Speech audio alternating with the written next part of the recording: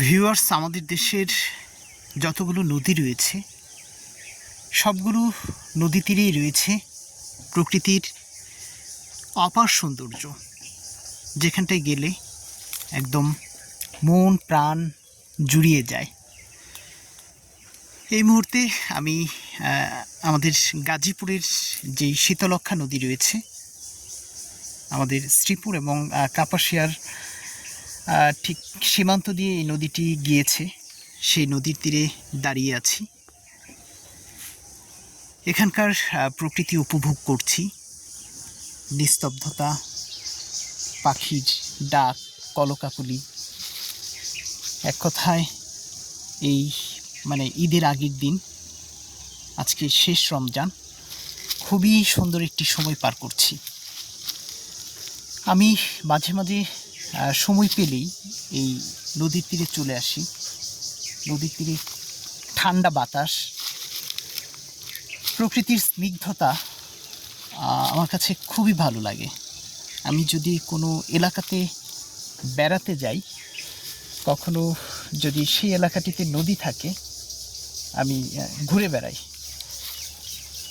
নদীর তীরে ঘুরে বেড়াতে ভালো লাগে। আমাদের আসলে একটা সময় দেশের প্রধান সম্পত্তি ছিল এই নদী, এবং দেশের ব্যবসা বাণিজ্য যা কিছু ছিল সব কিছু কিন্তু এই নদী কেন্দ্রিক ছিল। কিন্তু আমরা এই সুন্দর সুন্দর নদীগুলোকে বিভিন্নভাবে ধ্বংস করে দিচ্ছি। বিভিন্ন যত ধরনের ময়লা আবর্জনা, বিশেষ করে আমাদের গাজীপুরের নদীগুলো ধ্বংস হয়েছে এখানকার মিল, ফ্যাক্টরি, ইন্ডাস্ট্রির পচা পানিতে। এই যে নদীটি দেখছেন, এই নদীতেও একসময় স্বচ্ছ পানি ছিল, প্রচুর মাছ পাওয়া যেত, কিন্তু এখন আর সেই মাছ পাওয়া যায় না।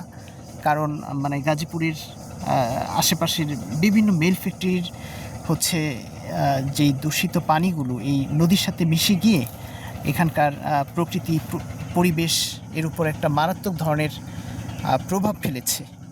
এতে করে আমাদের যেই বায়ুমণ্ডলের যেই ইকোসিস্টেম রয়েছে সেটি দিনকে দিন নষ্ট হয়ে যাচ্ছে।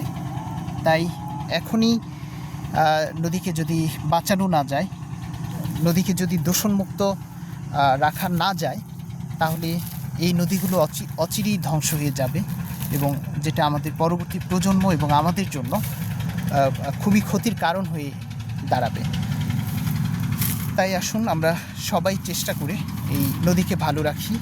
নদী ভালো রাখলে আমাদের দেশ ভালো থাকবে, পরিবেশ ভালো থাকবে, আমাদের আগামী প্রজন্ম ভালো থাকবে। সামনে একটি ইঞ্জিন চালিত খেয়া নৌকা, এই নৌকা দিয়ে ওই গোসিঙ্গা থেকে যে দরদরিয়া পারে মানুষ নিয়ে আসে, জনপ্রতি 10 টাকা ভাড়া নেয়। আমিও এসেছি নদী পার হয়ে, এখন এই নদীর ধারে ঘুরছি এবং এখানকার আলো বাতাস, প্রকৃতি উপভোগ করছি।